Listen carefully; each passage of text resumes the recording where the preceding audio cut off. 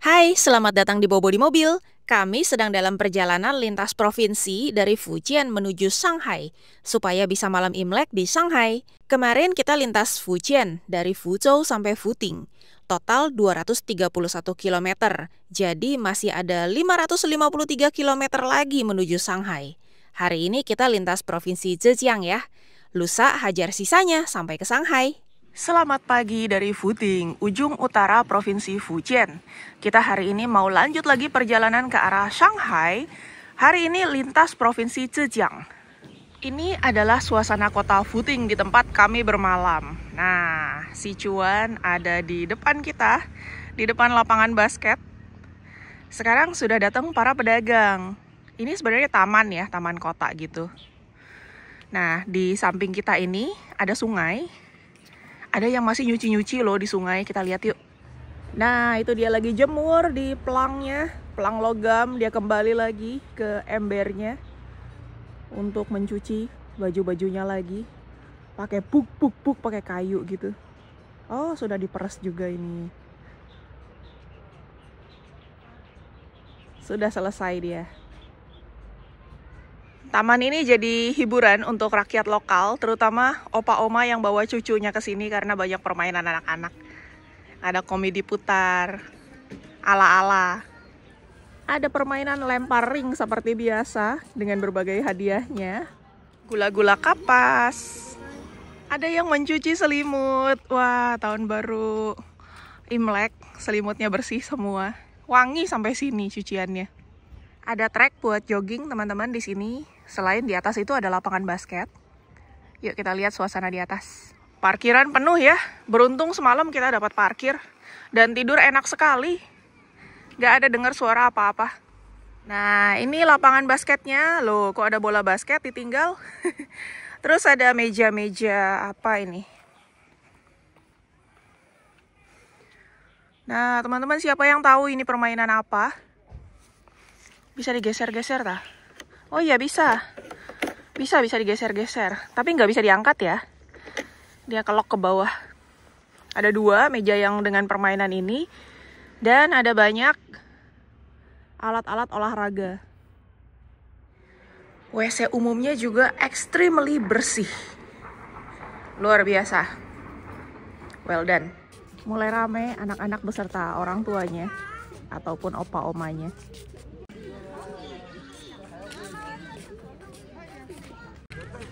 Yang jual jajanan juga ada loh, rajin juga. H-2 sebelum tahun baru Imlek, masih cari duit. Kita ajak Koko Alvin main basket yuk. Main basket yuk.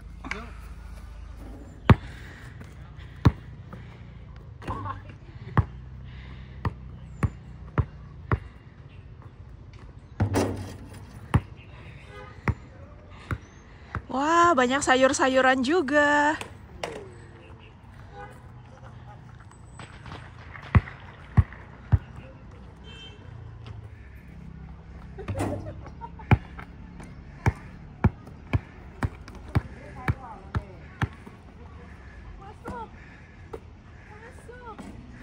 Woi, akhirnya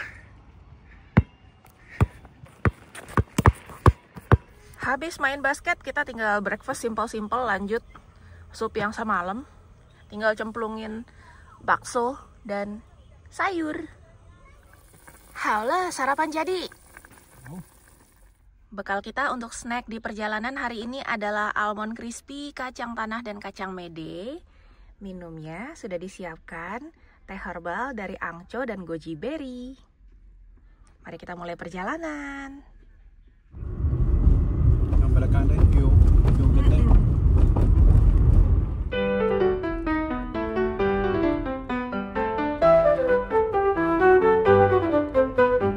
Bobo di mobil, bareng Alvin dan Lucy, berpetualang rutenya penuh tantangan, tambah wawasan dan juga pengetahuan, bukan hanya sekedar jalan-jalan. Bobo di mobil hadir untuk kamu, langsung dari TKP tayangan lebih seru. Salju dan gurun, pasir diterjang, lewati banyak rintangan. nontonnya bikin candu.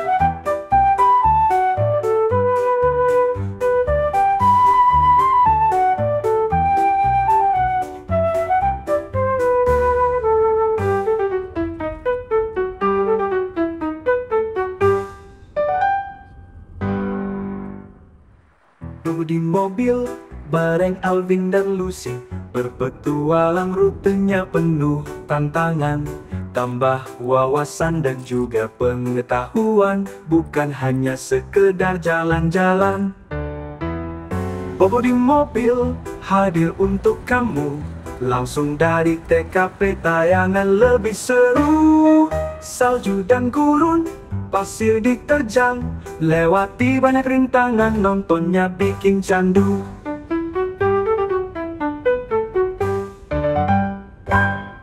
Kita sampai di kota Wenzhou di bagian tenggara Provinsi Zhejiang.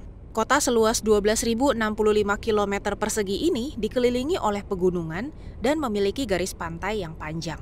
Kota ini juga dilintasi oleh sungai Ou. Kota Wenzhou punya sejarah yang panjang. Kalau ditelusuri kembali, catatan sejarahnya sudah lebih dari 2000 tahun. Kota ini didirikan pada tahun 323 sebelum Masehi. Wenzhou dikenal sebagai salah satu kota pertama di Tiongkok yang membuka diri terhadap reformasi ekonomi pada akhir 1970-an. Saat ini pun Wenzhou dikenal sebagai pusat ekonomi yang penting di Zhejiang, dengan fokus pada industri manufaktur, perdagangan, dan ekspor. Industri utama di Wenzhou antara lain manufaktur sepatu, tekstil, elektronik, dan mesin. Wenzhou juga dikenal sebagai kota modal karena banyaknya pengusaha dan investor dari kota ini yang berinvestasi di seluruh Tiongkok bahkan di dunia. Dari segi budaya, Wenzhou memiliki budaya yang kaya dengan tradisi, seperti opera Wenzhou, kerajinan tangan, dan festival lokal. Bahasa Wenzhou yang merupakan dialek Wu dikenal sebagai salah satu dialek yang paling sulit dipahami di Tiongkok. Populasi Wenzhou diperkirakan sekitar 9 juta jiwa dengan mayoritas etnis Han. Kota ini mengalami urbanisasi yang cepat dengan banyak penduduk yang pindah ke daerah perkotaan untuk mencari pekerjaan. Sambil ngecharge ya, cuan sudah waktunya dicharge lagi. Dari segi kuliner, Wenzhou terkenal dengan masakan lautnya, serta hidangan seperti Wenzhou Niankao atau kue beras dan Wenzhou Wonton. Lumayan menarik ya kota Wenzhou, sejarahnya kaya, ekonominya berkembang, dan budaya bahkan dialeknya pun unik. Sekarang kita mau lihat sesuatu yang unik, Menara Bayi. Bagaimana? Nyetir di tol? Enak. Enak ya? Enak. Tapi Zhejiang jalanannya relatif bagus sih. Iya, memang. Yuk jalan dulu. Yuk.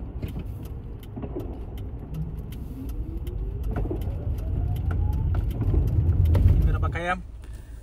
39,4. 39. Berapa persen tinggal? 46. Ya cukup dong. Cukup dong. Oh. Ada mobil Xiaomi. Lucu ya, kecil. Iya. Kayak mobil Porsche. Menara bayi yang mau kita lihat atau baby tower adalah tempat bayi-bayi yang tidak diinginkan ditinggal dan ditelantarkan. Biasanya bayi perempuan atau bayi yang ada kekurangannya atau yang lahirnya memang sudah meninggal atau bayi yang dilahirkan di luar nikah. Udah mulai sunset nih, cepet banget. Masih berapa km? 32,9. Oke. Aman. Awalnya bayi-bayi yang tidak diinginkan itu cara abandonnya adalah dengan cara ditenggelamkan di sungai atau dibuang begitu saja di tumpukan sampah. Ada juga yang ditaruh di keranjang terus ditinggal aja di bawah pohon. Nah, menurut catatan misionaris yang bernama David Abel di tahun 1844, antara 1/4 sampai 1/3 bayi perempuan yang lahir di masa itu ditelantarkan begitu aja begitu dia lahir atau nggak lama setelahnya. Tapi belakangan ada orang-orang yang ada duit, mereka donasiin lah menara-menara atau tower-tower seperti ini supaya lebih manusiawi. Bentuknya dibuat seperti pagoda biasanya, untuk menekan jiwa anak itu supaya nggak bereinkarnasi. Malam hari akhirnya kita tayang live dari TKP. Besok paginya bahkan kita sempat ketemu lagi yang dibedain towernya buat yang anak cewek sama anak cowok. Dan kita sempat belajar dari beberapa warga lokal juga, dulu sebenarnya apa yang terjadi. Sembari si cuan di charge, kita belanja ke supermarket. H-2 menjelang Chinese New Year. Supermarket masih ramai. H-1 menjelang tahun baru Imlek, jalan tol sudah gratis, jadi kita masuk ke tol, lalu kita akan cari rest area untuk istirahat dulu.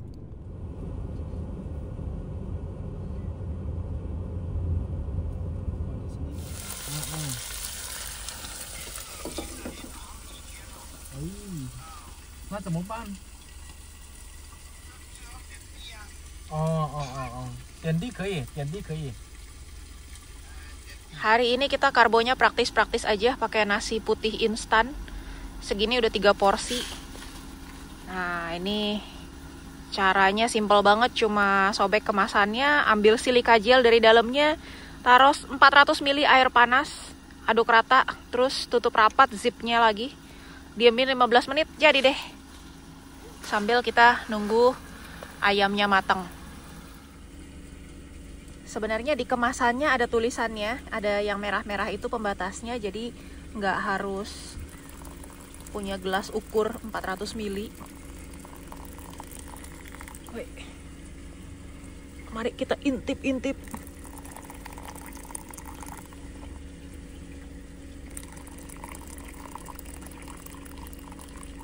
Oke, kurang lebih begitu.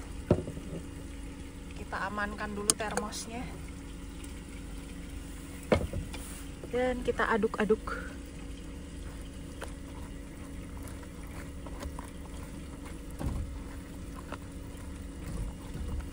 Baru kita zip lagi ya kantongnya. Nasi putihnya udah, tinggal tunggu dia mateng. Terus ayamnya mau aku bumbuin pakai bumbu ayam goreng mentega. Nah, simple-simple saja. Sambil nungguin ayam goreng mentega, kasihan kalau Koko Alvin gak dikasih sayur. Kita tumisin buncis deh pakai telur. Buncisnya dikit aja nih, cuma 1/4 kilo. Nah, ayam goreng mentega sudah jadi. Tinggal cah buncis deh buat laukung. Masih berapa persen? 1 tuala. 90% udah. Nih, udah rasa wangi belum? Rasa sih. Oh, buncismu. Oke. Nasi jadi belum? Beres. 这么快？哦，好，可以可以。 Aule, ready. Selamat makan. Mari kita makan. Ayam goreng mentega. Terima kasih kepada Indofood. Dan cah buncis. Selamat makan. Mari kita. Hari ini kita mau lanjut lagi perjalanan menuju Shanghai. Hari ini tol sudah gratis dan kita mau buru-buru, jadi kita sarapannya simpel-simpel aja. Cup noodles.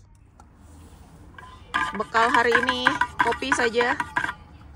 Dan semua termos kita penuhin. Dingin tidak? Lumayan. Loh, wipernya kok berdiri? Kan udah besi. Oh, Makan di air. oh biar nggak frozen ya? Iya. Kalau kita masuk ke tempat-tempat yang di bawah titik beku, teman-teman, jangan pakai air biasa untuk wiper karena bakalan jadi es. Harus diganti dengan yang biru-biru itu loh. Berhubung tol sudah gratis, jadi penuh rest area, sudah ramai. Dan hari ini cerah. Wow. Ini plum blossom mulai berbunga. Cantik sekali, ada yang putih, ada yang pink.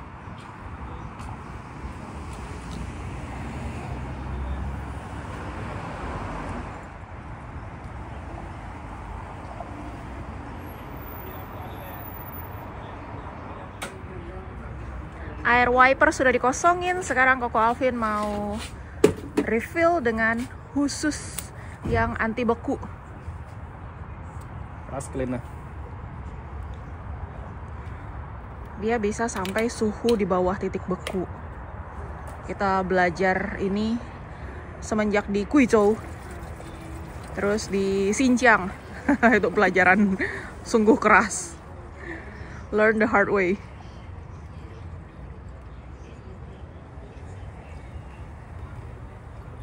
Sudah 2 winter kita, ini winter ketiga ya. Persiapan menghadapi udara dingin di Shanghai. Kita sudah keluarin jaket. Kontainer di bawah jadi kosong deh. Mau pakai mah tenda mandi. Mandi outdoor, dingin-dingin. Meja camping masuk dulu, kursi-kursi camping. Ya, we will see lah. Camping di mana nanti. Kita nggak langsung bablas ke Shanghai, tapi kita akan keluar tol dulu untuk cari menara bayi atau baby tower yang kembar, karena ini mengandung sejarah dan menarik nih. Menara-menara bayi itu biasanya agak di pinggirnya desa, jadi nggak tepat di tengah-tengah desa.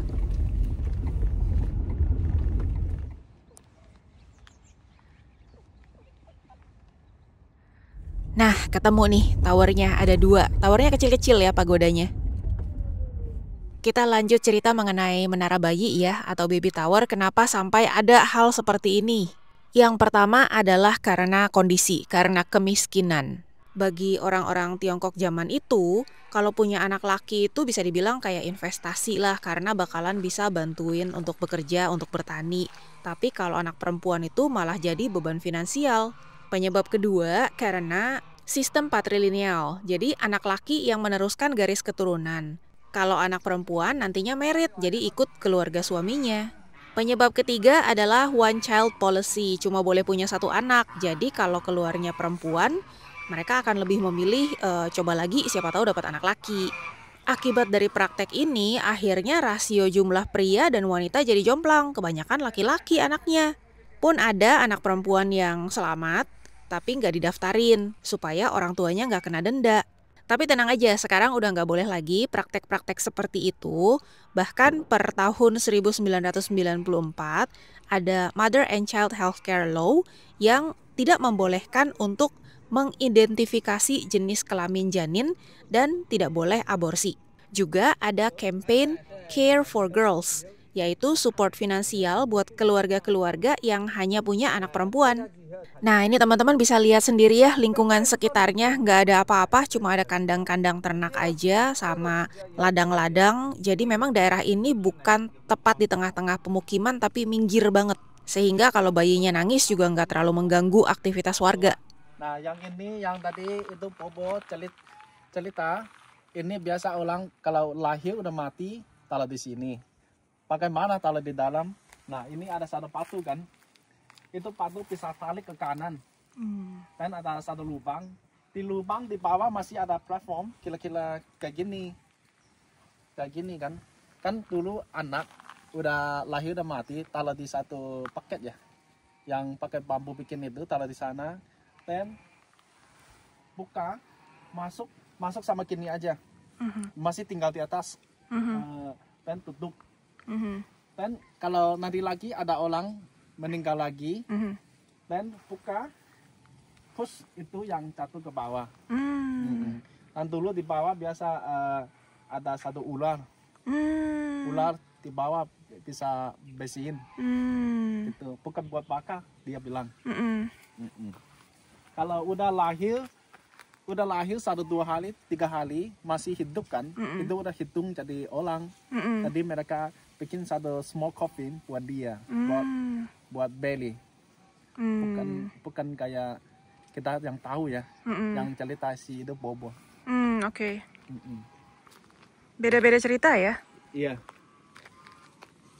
Yang ini yang laki, ada tulisan Nan. Sana yang perempuan, ada tulisan Yu. Dan ini kayak jauh dari mana-mana. Ni.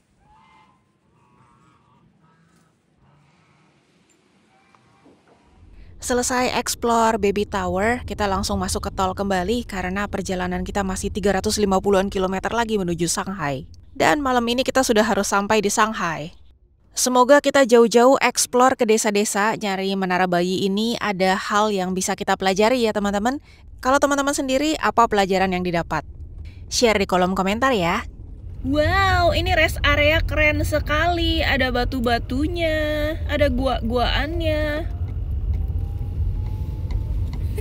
Bisa jalan-jalan ke gua dong. Luar biasa. Kita jalan-jalan ke toilet dulu.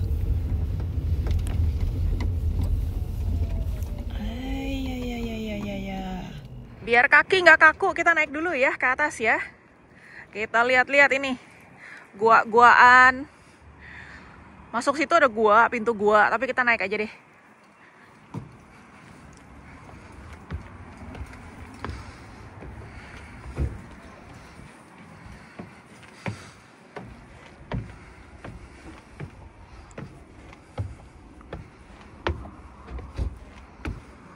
Wow. Wah. Bisa-bisa aja. Iya, rest area gaya bener dah. Rumah biasa ulang sini nih. Iya. 45 lantai nih. Iya.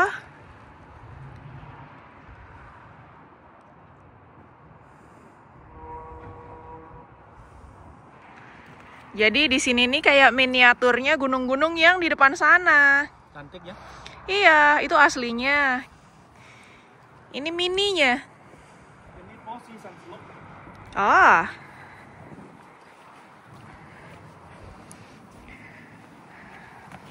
Oke, ini spring. Cantik ya, ijo-ijo daun baru numbuh. Ini summer lihat apa ya? Ini autumn. Wow. Winter. Wah, ini keren. Oh, di dalam ada satu jembatan ya? Iya. But now we don't have time. Kita kejar ke Shanghai dulu teman-teman. Let's go. Lanjut.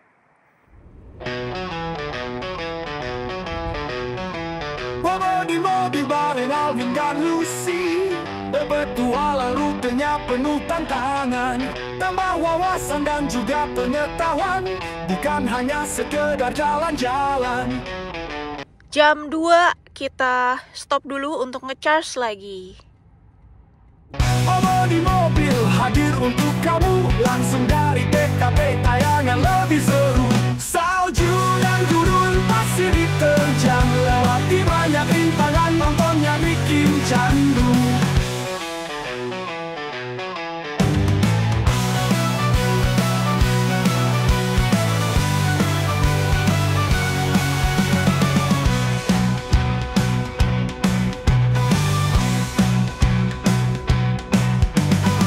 Bawa di mobil hadir untuk kamu, langsung dari TKP tayangan lebih seru.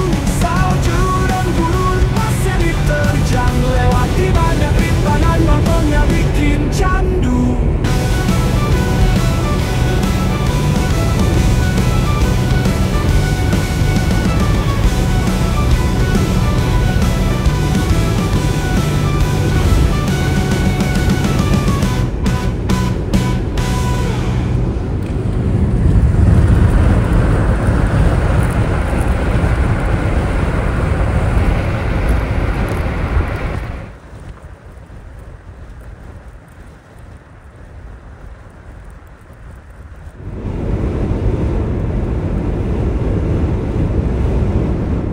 Akhirnya kita melihat tulisan Shanghai, tapi kita tetap harus ngecharge dulu karena baterai kita nggak cukup.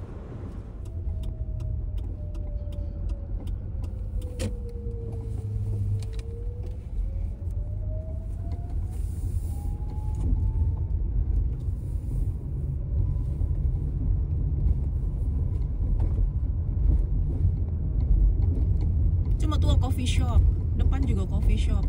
Shanghai. Wah, hah? Shanghai lah mah? No wonder. Belongs to Shanghai. No wonder. Aku bingung kenapa satu rest area sampai 3 coffee shop. Sampai Tim Hortons segala ada. So welcome to Shanghai. Kita nge-charge dulu ya. Udah last minute juga masih aja kayak pakai mobil-mobilan, kita dikit-dikit charge. Kurang berapa km? 55. Iya. 55 km lagi, tapi tinggal 21% baterai kita. So, it's time for charging. Wah, so pretty. Masih sore. Sudah dar der dor. Meriah sekali ini rupanya. Ini malam Imlek, teman-teman. Kita akan menikmati makan malam bersama Ko Edwin di Shanghai.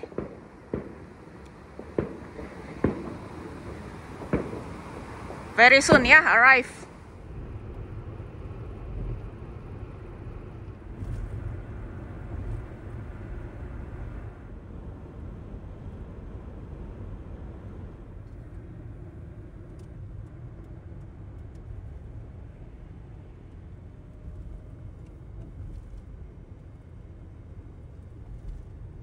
Tumben-tumbenan masuk kota Shanghai nggak ada kemacetan, bahkan kendaraan juga relatif sepi. Kayak Jakarta kalau mau lebaran nih. Di Shanghai itu parkir per jamnya lumayan mahal, 15 yuan. Jadi malah akan lebih hemat kalau kita nginep di hotel yang ada free parkingnya.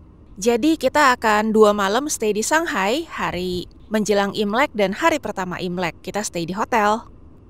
Jam 6 sore akhirnya kita sampai juga di hotelnya di Shanghai. Oh, oke. Aku parkir dulu ya. Sampai kamar, aku mah langsung siap-siap mau mandi. Nih, Koko Alvin apa yang dilakukan? Coba tebak. CCTV. Oh, langsung cari CCTV. Yuk, gantian ya mandinya ya. Malam Imlek ini kita bersama Ko Edwin. Kita jemput dulu Ko Edwinnya. Jadi malam Imlek kali ini kita reunion dinner bersama Ko Edwin. Dan besok kita akan explore Shanghai, kita lihat suasana kota Shanghai di hari tahun baru Imlek. Stay tune ya, jangan lupa subscribe dan aktifkan loncengnya.